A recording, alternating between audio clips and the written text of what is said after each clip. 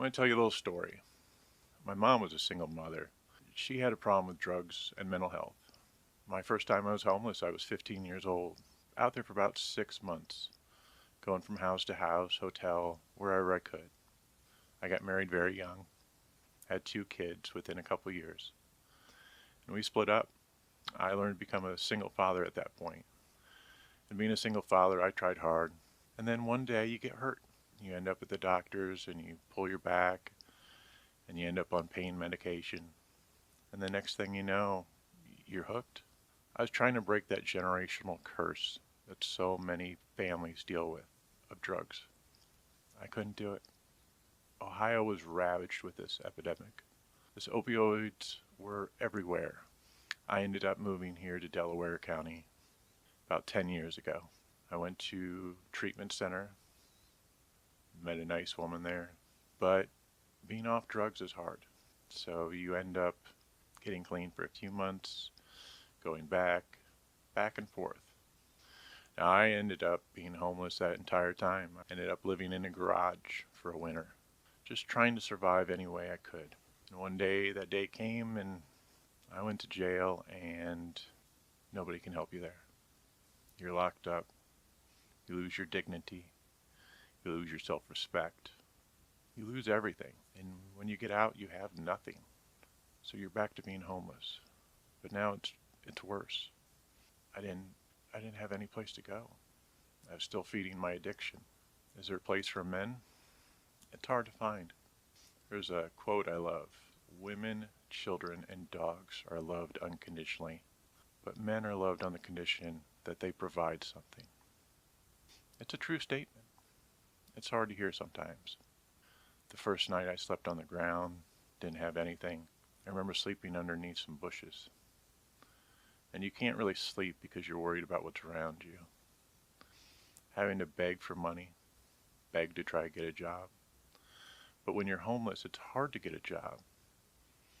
You don't have anything. You don't have a way to get to work. You aren't able to wash your clothes, take a shower. You're just disgusting. And nobody wants to hire that man that looks like that. Being homeless, you've just lost all faith in humanity. And one day, we walked by a small church. It was on Union Street. It's called New Hope. And we walked in, and we were greeted with love from God's children. And those were the people that helped me. It wasn't with stuff. It wasn't with money. It was with care and love. It was with people that wanted to see us succeed. We decided to change our life after that first Sunday service. It was rough. We went to rehab, outpatient rehab, and we got clean. And week after week, our life got better. We were still homeless, but things got better. And we were able to wash our clothes, get a shower, get somebody to trust us enough to let them live with them. It was a great time. It was being clean. It was feeling the love of those people around us. Our life started getting better. We stayed clean, never relapsed.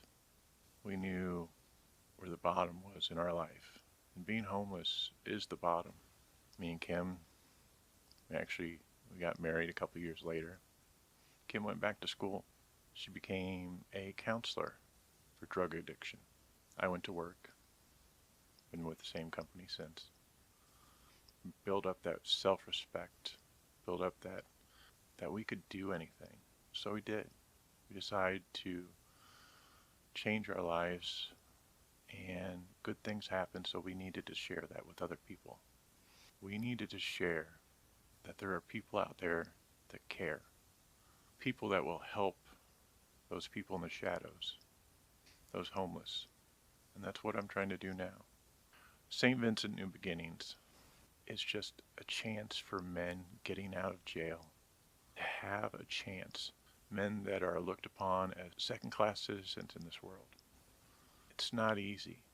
You're struggling when you come out of jail. You have nothing.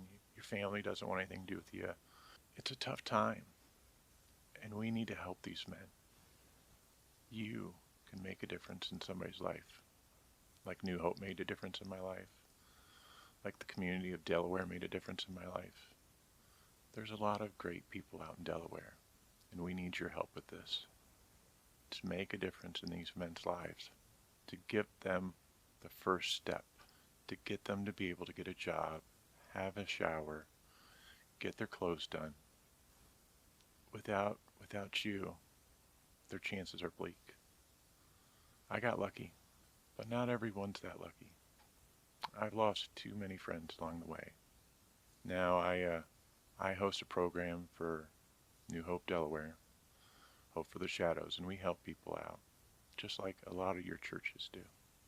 But we're all working together here, through St. Vincent de Paul, through the other churches here in town, through New Hope, and the community, to build this house, to make a difference in these men's life. Give a man a chance that may be your son, your grandson, your nephew, or your neighbor. But we need your help. You can always reach out to me if you have any questions, or somebody on the New Beginnings team, and we'd be glad to answer them for you. Thanks for listening.